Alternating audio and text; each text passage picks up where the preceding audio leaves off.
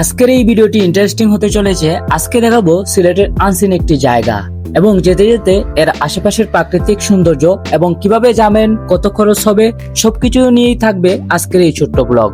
যদি আপনারা আমার চ্যানেলে নতুন হয়ে থাকেন তাহলে চ্যানেলটিকে সাবস্ক্রাইব করবেন এবং পাশে থাকা বেল আইকনটি বাজিয়ে দিবেন যাতে আমার নতুন কোনো ব্লগ ভিডিও আসতেই আপনার কাছে সবার আগে পৌঁছায়। আর যদি ভিডিওটা ভালো লাগে তাহলে লাইক, শেয়ার, কমেন্ট করে সাপোর্ট করবেন। তো দেরি না করে চলো যাওয়া যাক কিভাবে আপনারা যাবেন। এই জায়গায় যাওয়ার জন্য আপনাদের বাংলাদেশের যে কোনো জায়গা থেকে চলে আসতে হবে সিলেটের আম্বরখানা পয়েন্টে। আম্বরখানা পয়েন্ট থেকে 10 টাকা ভাড়া সিএনজি দিয়ে চলে আসবেন পাঠানটোলা পয়েন্ট। পাঠানটোলা পয়েন্টে আমাদের রাকিব রাবিয়া মেডিকেল কলেজের পাশ দিয়ে যে রাস্তা গেছে, এই রাস্তার পয়েন্টে এসে 20 টাকা দিয়ে লাখাউড়া পয়েন্টের জন্য একটি সিএনজি ভাড়া করে নেবেন। জনপ্রতি ভাড়া নেবে 20 টাকা। তো আমরা যেহেতু সাইকেল দিয়ে যাচ্ছি, আমি আর এসকে সাব্বির বস আমার সামনে দিয়ে দেখতে পেতেছেন যাইতেছে। তো আমরা কিন্তু সাইকেল দিয়ে যাইতেছি, যার জন্য আমরা এই যে পথ দিয়ে যাওয়ার কথা আমরা বাইপাস রোডে যাইতেছি। তো সিএনজিও কিন্তু আপনাদেরকে এদিকেই নিয়ে আসবে। তো আমরা এখন যাচ্ছি রাকিব রাবিয়া মেডিকেল কলেজের হোস্টেলের দিকে। আর হোস্টেলের কাছে আসতেই দেখতে পেতেছেন আমাদের সেই চা বাগানের দেখা। তো দুই দিক দিয়েই কিন্তু চা বাগান, আর আমাদের ঠিক সামনেই আছে রাকিব রাবিয়া মেডিকেলের বয়েজ হোস্টেল। এই যে দেখতে পাচ্ছেন এটা হচ্ছে নেপালি হোস্টেল আর সামনেরটা হচ্ছে বাঙালি হোস্টেল।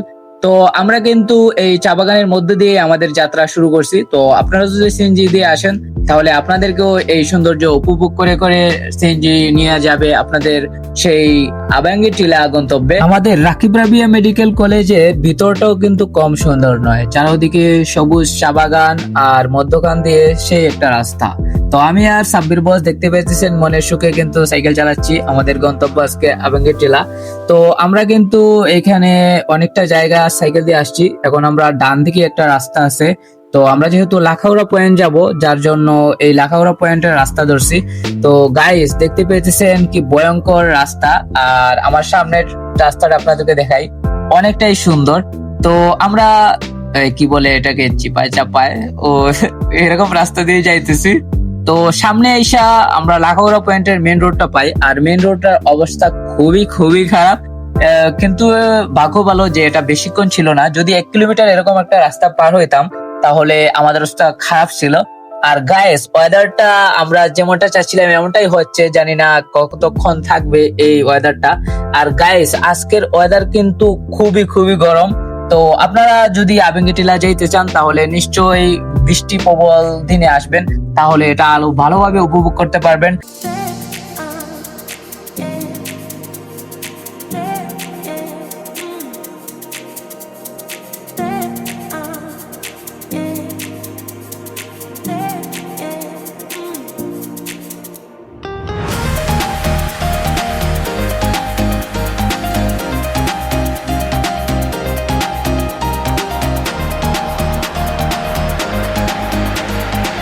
তো গাইস আপনারা লাখাউড়া পয়েন্টে না গিয়ে এর পাশেই যে একটা স্কুল আর পাশাপাশি মাদ্রাসা, এই মাদ্রাসার সাইড দিয়ে যে রাস্তাটা গেছে এই রাস্তা দিয়ে আপনারা হাঁটা ধরবেন।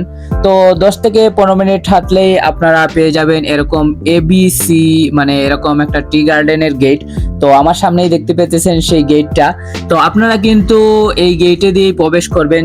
আর যদি আপনারা সাইকেল বা মোটর সাইকেল হন তাহলে তো সহজেই 2 থেকে 3 মিনিটে আপনারা চলে যেতে পারবেন। আর যদি আপনারা হাইকিং করে যান তাহলে আপনাদের 10 থেকে 15 মিনিট লাগবে সেই গন্তব্যে পৌঁছাতে। গেট দিয়ে প্রবেশ করেই দেখলাম যে অনেক সুন্দর একটা দিঘি। তো আমরা ওই দিঘিতে সাব্বির বস বললো যে পিক নিবে, তো ওরেও পিক নিলাম আর আমারও কয়েকটা ভিডিও শুট নিলাম যে আপনাদেরকে দেখানোর জন্য। এই দিঘির পাড়ে দাঁড়ায় আপনি যখন ওই দিকে থাকাবেন মানে দিঘির ও অন্য প্রান্ত দিয়ে, মানে আপনার মনে যে কি একটা প্রশান্তি হবে সেটা আপনি যদি সরাসরি এসে দেখেন তাহলে বুঝতে পারবেন। তো গাইস দেখেন মানে কতটা সুন্দর, এটাই আল্লাহ তাআলার সৃষ্টি। আর এই সৃষ্টির মধ্যে যদি আপনি মিশতে পারেন তাহলে আপনি মানে সত্যি মন থেকে যে প্রশান্তিটা পাওয়া যায় ওইটা পাবেন। তো আমরা এখানে কয়েকটা শট নিয়ে আবারও চলতে শুরু করলাম সেই আমরা আমাদের যে গন্তব্য আবেঙ্গি টিলা সিফাতুল্লাহ শাহ মাজার। তো ওই জায়গায় তো এখান থেকে আমাদের রাস্তাটা আরো অনেক সুন্দর হতে চলেছে। দেখতে পাইতেছেন মধ্যখান দিয়ে রাস্তা, চারদিকে সবুজ চা বাগান আর ওয়েদার হালকা হালকা বাতাস এসে লাগতেছে, মানে এতটা শান্তি লাগতেছে। যে আপনারা যদি মোটরসাইকেল বা সাইকেল দিয়ে এদিকে আসতে পারেন, আমার রিকোয়েস্ট থাকবে, তাহলে কিন্তু আরো ভালোভাবে এনজয় করতে পারবেন এই জার্নিটা।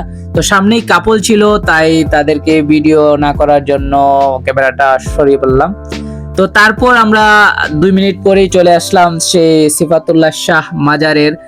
দেখতে পেয়েছেন এই পয়েন্টে, এখানে কিন্তু একটা সাইনবোর্ড আছে। সাইনবোর্ডের সামনে সাব্বির বসকে রেখে আমি চলে গেলাম একটু সামনে, যে সামনে কিন্তু মানে যারা চা পাতা তুলে মানে কোম্পানিকে দেয়, তো তাদেরকে দেখতে পেতেছেন এখানে কিন্তু চা তোলা অলরেডি শেষ, মানে চা পাতা।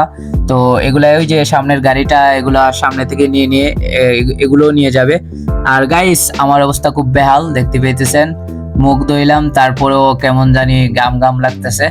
তো তারপর আমরা সেই সাইনবোর্ডের কাছে এসে চলে আসলাম। আর আমরা কিন্তু ওই যে বাম পাশের রাস্তা যে সামনে দেখতে পেতেছেন, এই রাস্তা দিয়েই যাব। এই যে সো গাইস অনেক খারাপ, যার জন্য সাইকেলকে টাইনা তুলতেছি। তো আমরা সামনেই চলে এসেছি সেই মাজার সামনেই, সিফাতুল্লাহ শাহর মাজার।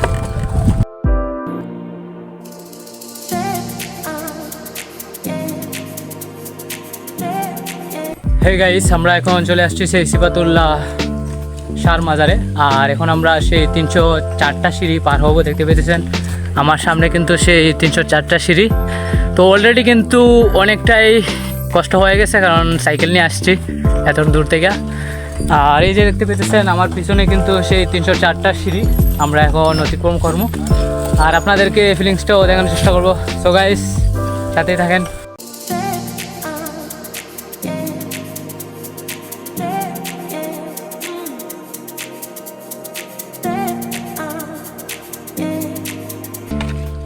তো গাইস আমরা কিন্তু এখন সেই 304টা সিঁড়ি পার হইতেছি। আমাদের সাথে আছে সাব্বির বস, ক্যামেরাম্যান। আর গাইস আপনাদেরকে মানে কিভাবে বুঝাইমু, মানে এতটা ভালো লাগতেছে যেহেতু আজকে একটু রোদ, যার জন্য মানে গরমও লাগতেছে। আর গাইস গেলাম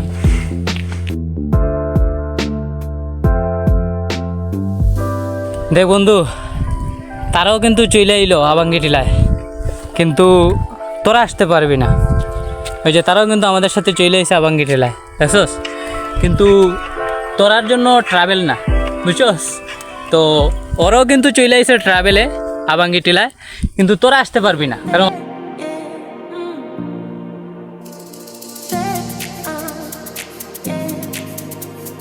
সো গাইস আমরা কিন্তু ওই নিচ থেকে অর্ধেক সিঁড়ি পার হয়ে আসছি। আর আমাদের সামনে আরেকটা চ্যালেঞ্জ এই গরমের মাঝে, এটা হচ্ছে এই যে আরও অর্ধেক সিঁড়ি রয়েছে সেই সিফাতুল্লাহ শাহর মাজারে যাওয়ার জন্য। আর ওই সিঁড়িগুলোর চেয়ে এই সিঁড়িগুলো আরও সুন্দর লাগতেছে। আর আপনারা যদি ভালো একটা ফিল পেতে চান, তাহলে হালকা হালকা বৃষ্টি হয় এমন টাইমে আসবেন, তাহলে কিন্তু একদম গায়ে সেরা একটা ফিল পাবেন। আর আমরা এখন সেই উপরে ওঠার চেষ্টা করবো। আর আমাদের সাব্বির বস সাইকেল উঠাইতে অবস্থা বেহাল, দেখতে পাইতেছেন। আর গাইস ভিউটা দেখেন একবার, এরকম একটা জায়গায় আর এরকম সুন্দর সিঁড়ি, জাস্ট ওয়াও। তো আমরা এখন উপরের সিঁড়িগুলো পার হবো এবং আপনাদেরকে দেখানোর চেষ্টা করবো।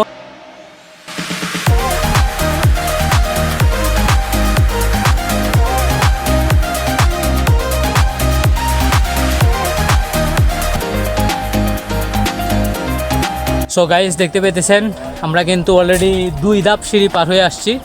আর এখনও আমাদের সামনে আরও 1 ধাপ সিঁড়ি বাকি। আর এই ধাপ উঠলেই সেই আমাদের শাহজালাল রহমতুল্লাহ আলাইহির সফর সঙ্গী সিফাতুল্লাহ শাহর মাজার। তো আপনাদেরকে মাজারটা দেখানোর চেষ্টা করব। বড় ভাইয়ের ফিলিংসটা একবার দেখুন, সেই 304টা সিঁড়ি এভাবে যদি পার হয় ভাই জিম বডি, দেখতে পেতেছেন। আর আমার সাইকেলটা তো আমি আসার মতোই না, অবস্থা খুব বেহাল। আমার সাইকেলটা তো দেখছেন আপনি, ওটা ওইসা তো ওটা মানে ইন্নালিল্লাহ। তো আমরা এখন উপরে ওঠার চেষ্টা করবো এবং আপনাদেরকে দেখানোর চেষ্টা করবো। তো এখানে একটা বড় ভাইয়ের সাথে পরিচয়। তো বড় ভাই কি সাহস দেখেন, মানে এই সিঁড়িগুলা দিয়ে একদম নাইমা দিতেছে ভাই। দেখা আরে ভাই আস্তে আস্তে, দৌড় দৌড়।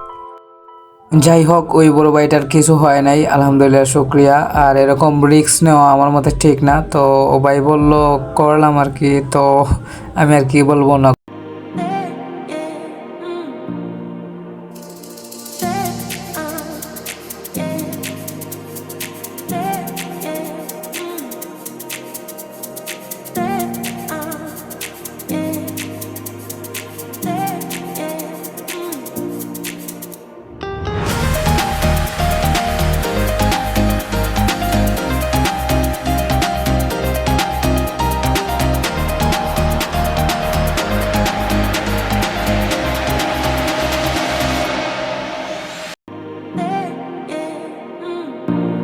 দেখতে পেতেছেন আমরা অনেক কষ্ট করে আসলাম, আইসা দেখি ওরা আমাদের আগে চলে এসে।